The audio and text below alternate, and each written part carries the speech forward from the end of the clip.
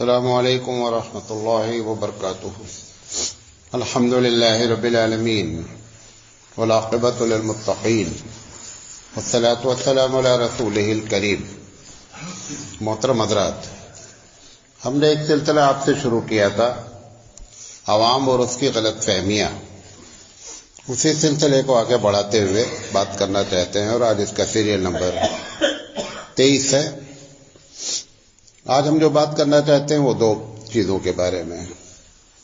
یہ جو تعویذات اور عملیات ہوتے ہیں، ان کے بارے میں بات کریں گے انشاءاللہ، اور دعا کے بارے میں کہ غلط فہمیاں کیا ہیں۔ دیکھیں، اس وقت ہمارا موضوع یہ نہیں ہے کہ تعویذ جائز ہے یا ناجائز ہے، یہ ایک الگ بحث ہے۔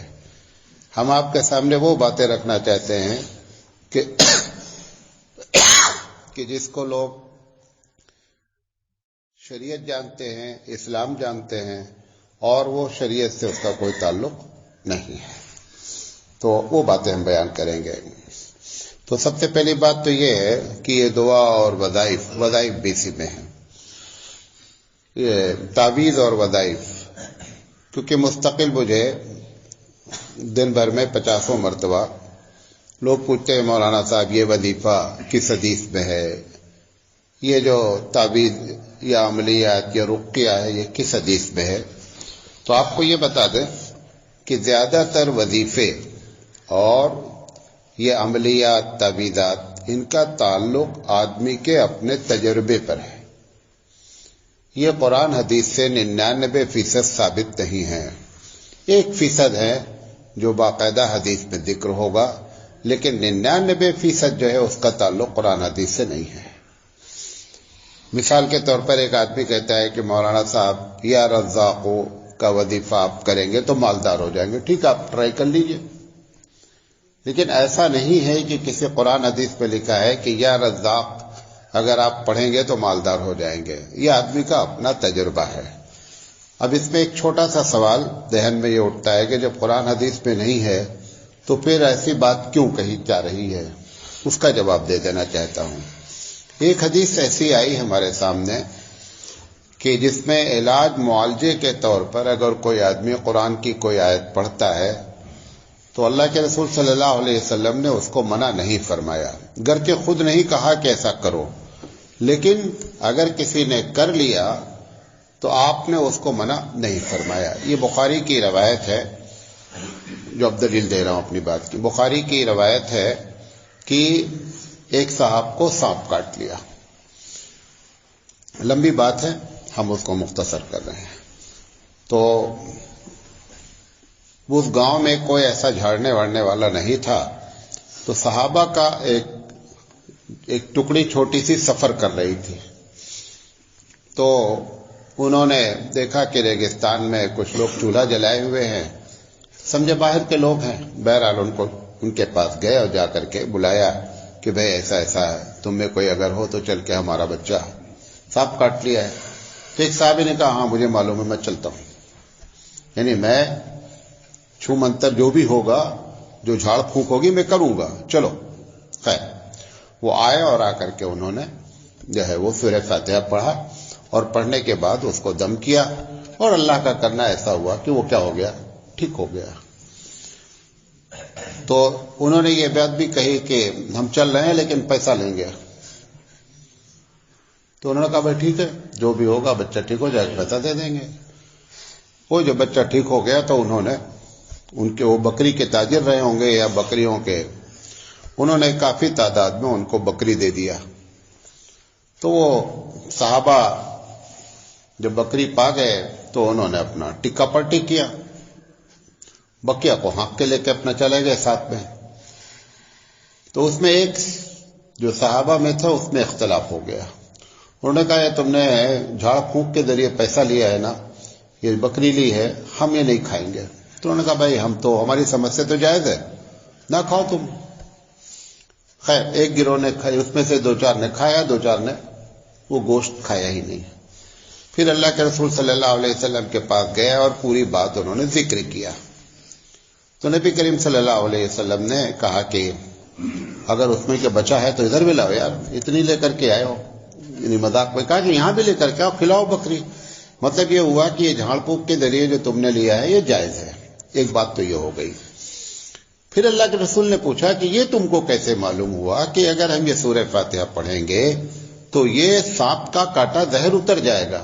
کیونکہ اللہ کے رسول نے تو بتایا نہیں تھا. تو انہوں نے کہا کہ صحابی نے کہا کہ میں نے سوچا کہ اتنی اہم صورت ہے اور اس کا مطلب اس کو لوگ سورہ شفا بھی کہتے ہیں سورہ فاتحہ کو، تو ہم نے گیس مارا. نبی کریم صلی اللہ علیہ وسلم نے اس پر خاموشی اختیار کی. یہ نہیں کہا کہ دیکھو پہلی مرتبہ تو گیس مار لیا، اب آئندہ کبھی گیس نہیں مارنا. یہ جو تم نے اندازے سے کیا، اس کی بنیاد پر یہ بات کہی جاتی ہے کہ کوئی بھی وظیفے، کوئی بھی عملیات جب تک قرآن حدیث سے نہیں ٹکرائے گی تب تک کوئی وجہ نہیں ہے کہ اس پر کسی چیز کا حکم لگایا جائے. لیکن یہ سمجھنا کہ یہ جو اصل ہمارا موضوع ہے، یہ سمجھنا کہ یہ قرآن حدیث سے ثابت ہے، تو آپ کو بتا دیں کہ اس لیے بتا رہا ہوں خاص کر کے اتنے جو سوالات مجھے آتے ہیں وہ لوگ سمجھ لیں اپنے طور پر کہ یہ لوگوں کا اپنا تجربہ ہے، ایکسپیرینس ہے، اس کی بنیاد پر انہوں نے باتیں کہہ دی ہیں. اسی طریقے سے عملیات کے بارے میں کے ذریعے اگر کوئی یہ سمجھتا ہے کہ کل کیا ہوگا یہ معلوم کیا جا سکتا ہے، یہ عوام کی غلط فہمی ہے. کل کے بارے میں کوئی بھی کسی کو بھی نہیں معلوم، نہ انسان جانتا ہے، نہ فرشتہ جانتا ہے، اور نہ جن جانتا ہے کہ کل کیا ہونے والا ہے. یہ تینوں جان سکتے ہیں کل کے بارے میں جب اللہ ان کو بتا دے.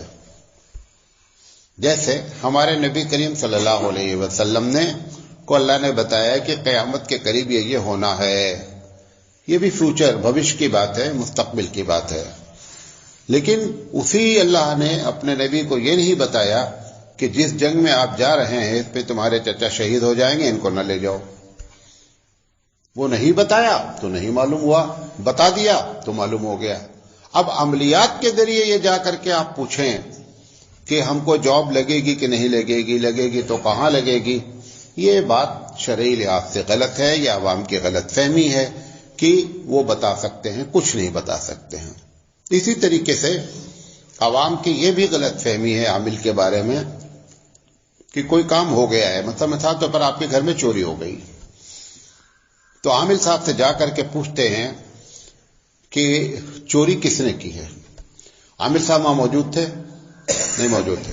ان کو کیسے معلوم ہوگا کہ چوری کس نے کی ہے؟ یہ بھی عقیدہ اگر رکھا جا رہا ہے کہ عامل جانتا ہے کہ چوری کس نے کی، بتا دے گا، اگر وہ صحیح بتا دے تو بھی غلط ہے. یہ بھی آپ کو بتا دے. اگر وہ خدا ہو سکتا ہے گیس مار دیا ہو اور وہ گیس صحیح ہو جائے. اب جیسے آپ نے کہا، وہ پوچھے گا اچھا تمہارے گھر میں کون کون آتا ہے. اچھا جب تمہیں معلوم ہی ہے تو یہ پوچھنے کی ضرورت کیا کون کون آتا ہے، کھٹ سے بتا دے یار. اب تم نے بتایا کہ نہیں وہ ہمارے یہاں چاچا کے لڑکے بھی آتے ہیں اور فلاں دن وہ بھی آئے تھے اور گھر والے کام کرنے والی بھی آئی تھی. اب انہوں نے خوب آئیڈیا لے لیا کہ کون. اس کے بعد انہوں نے اتفاق سے کہہ دیا کہ صاحب وہ تو جو کام کرنے والی ہے اس نے چرایا ہے. اب وہ اتفاق سے اسے نے چرایا تھا.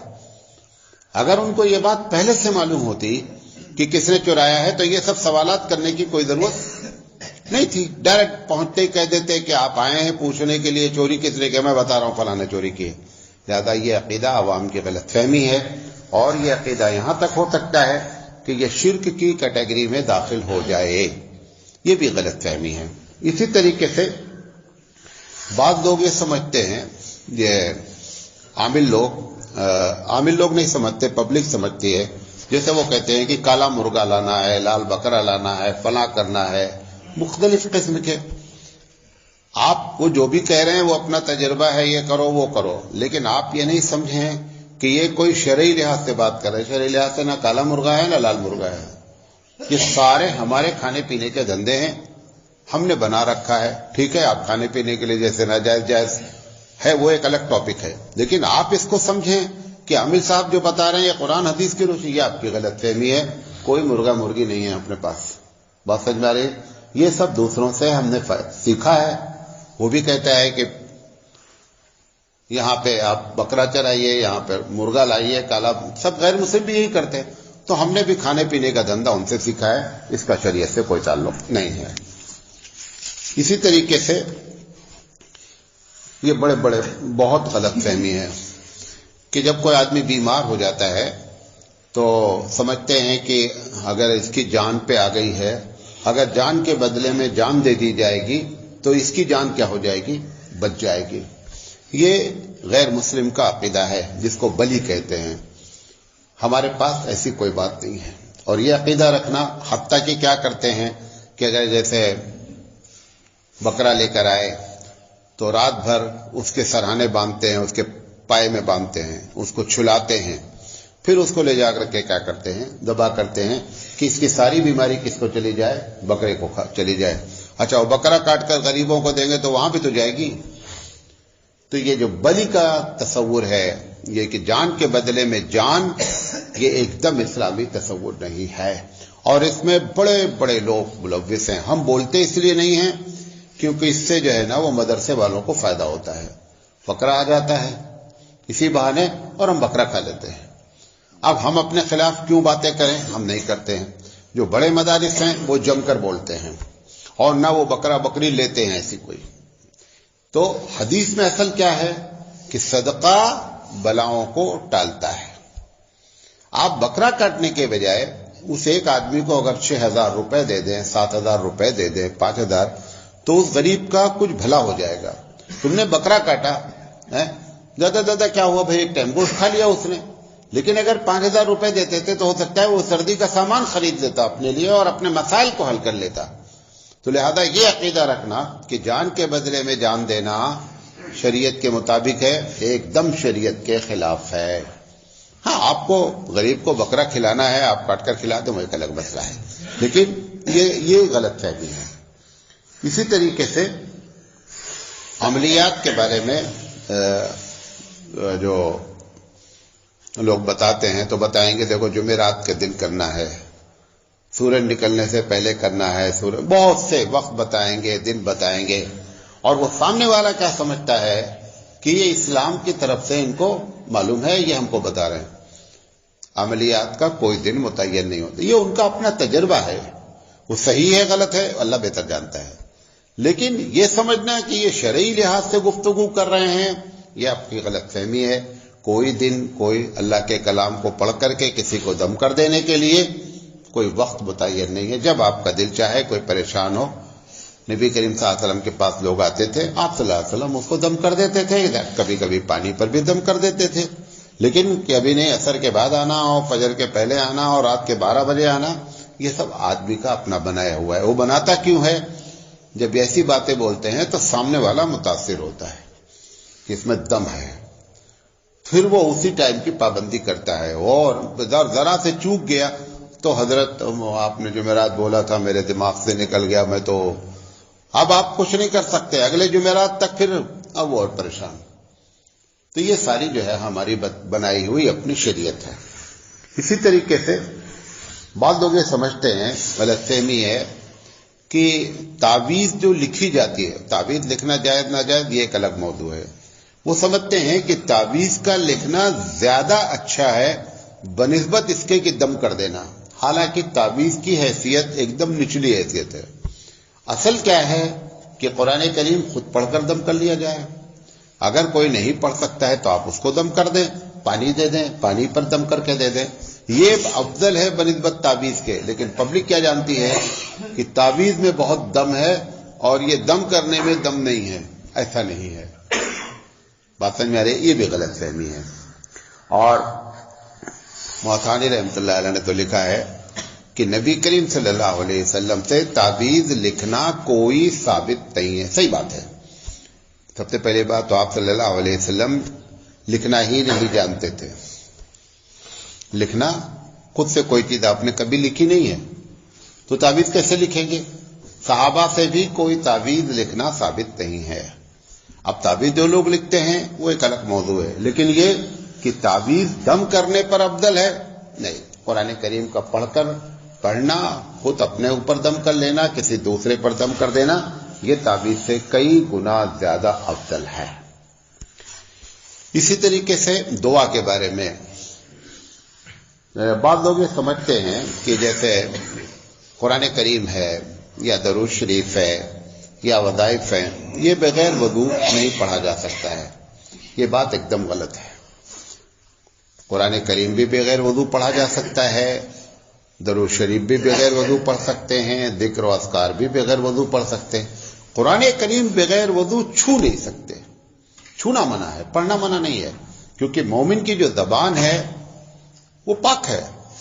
آپ لیٹے ہوئے ہیں، سونے جا رہے ہیں، آپ پڑھ لیجئے، وضو ہو نہ ہو کوئی فرق نہیں پڑتا ہے. تو لوگ یہ جو جان رہے ہیں کہ یہ غلط فہمی ہے لوگوں کی کہ قرآن کریم وغیرہ بھی بغیر وضو کے پڑھا نہیں جا سکتا. اسی طریقے سے بعض لوگ کسی سے پوچھے بغیر بعض مسئلے عمل کرتے ہیں اور نماز میں سنت اگر نہیں تو نفل نماز میں اپنی زبان میں دعا کرتے ہیں سجدے میں، جو بھی زبان اس کی ہے. حالانکہ اگر نفلی نماز میں بھی کوئی آدمی دعا کرتا ہے، سبحان ربی الاعلیٰ کے علاوہ کوئی تسبیح پڑھتا ہے، تو اس کا بھی عربی میں ہونا اور مسنون ہونا بعض لوگوں نے لکھا ہے کہ وہ دعائیں اللہ کے رسول سے ثابت ہوں. وہ آپ اپنے طور پر دعائیں کر سکتے ہیں، لیکن یہ کہ ہم اردو والے اردو میں کریں گے، فارسی والے فارسی میں کریں گے، نماز میں عربی کے علاوہ کوئی بھی کسی قسم کی دعا کرنا صحیح نہیں ہے. یہ غلط فہمی ہے.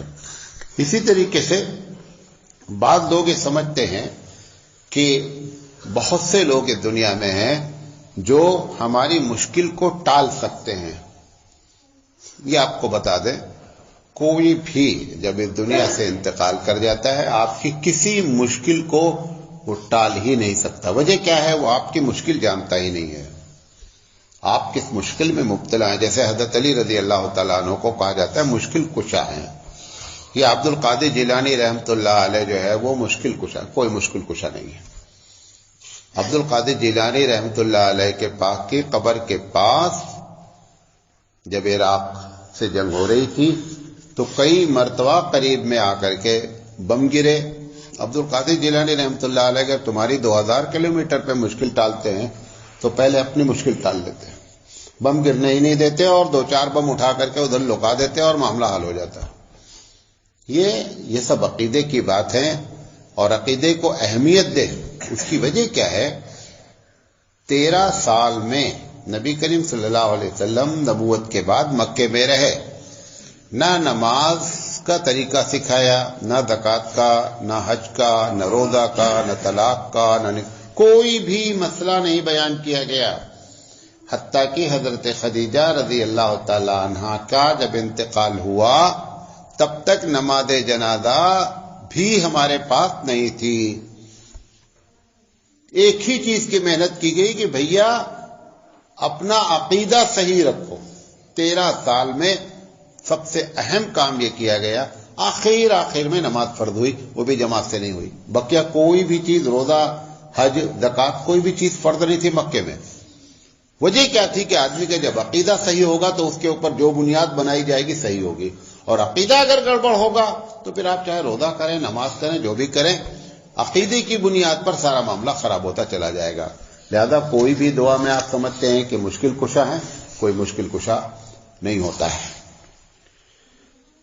بعض لوگ یہ سمجھتے ہیں کہ یہ بھی غلط فہمی ہے کہ جب نماز ہونے لگتی ہے اور نماز ہونے کے بعد امام صاحب دعا کر چکے ہیں، جیسے ظہر کی نماز ہے، ختم ہو گئی، لوگ اپنا سنت نفل پڑھنے لگے، تو ایک طبقہ بیٹھا رہے گا، نفل پڑھنے کے بعد بھی بیٹھا رہے گا، اور پھر امام صاحب دوبارہ دعا شروع کریں گے. اب وہ دوبارہ دعا شروع جو کریں گے تو وہ سارے لوگ پھر اس میں شریک ہوں گے، جس کو دعائے ثانی کہتے ہیں. اس کا بھی شریعت سے کوئی تعلق نہیں ہے، یہ ہماری غلط فہمی ہے. اسی طریقے سے بعض لوگ دعا کے بارے میں یہ سمجھتے ہیں کہ جب تک دعا میں کسی کا وسیلہ نہیں مانگا جائے گا تب تک دعا قبول نہیں ہوگی. یہ بات بھی ایک دم غلط ہے. جن کے نزدیک وسیلے کی بات ہے جائز کی، وہ ایک الگ موضوع ہے، لیکن ان کے نزدیک بھی وسیلہ جائز ہے، افضل کسی کے نزدیک نہیں ہے. ایک آدمی کو اگر دیسی گھی مل رہا ہے تو ڈالڈا کھانے کی کوئی ضرورت نہیں ہے. ڈالڈا مجبوری میں کھایا جاتا ہے. اب بڑے بڑے اجتماعات میں، بڑے بڑے پروگرام میں ساری دعا کرنے کے بعد پھر آخر میں وہ سمجھتے یہ کہنا ضروری ہے کہ نبی کریم صلی اللہ علیہ وسلم کے وسیلے سے ہماری دعا قبول کر لے. یہ کوئی ضروری نہیں ہے. اللہ آپ سے کہتا ہے ادعونی استجب لکم، لوگوں مجھے پکارو میں تمہاری دعا قبول کرتا ہوں. وہاں پر اللہ نے نہیں کہا ہے کہ جب تک وایا نہیں آؤ گے تب تک ہم تمہاری دعا نہیں قبول کریں، ایسا اللہ نے نہیں کہا ہے.